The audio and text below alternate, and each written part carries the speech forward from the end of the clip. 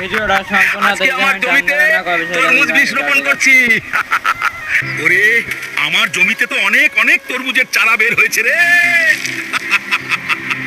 হায় আল্লাহ রে, পানির অভাবে আমার তরমুজ গাছগুলো শুকিয়ে যাচ্ছে রে। হে আল্লাহ, তুমি একটু বৃষ্টি দাও প্লিজ, গরিব মানুষের উপর একটু রহম করো। আরে ওই কৃষক দাদু কান্না করছে কেন? গিয়ে দেখি তো।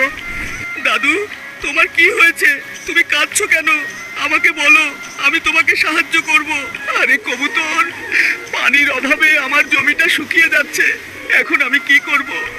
তুমি কান্না করো না দাদু, আমি কিছু করছি। বন্ধুরা, ওই পারে কৃষক দাদু বিপদে পড়েছে, সবাই মিলে কৃষক দাদুকে সাহায্য করতে হবে। তোমরা সবাই আমার সাথে চলো।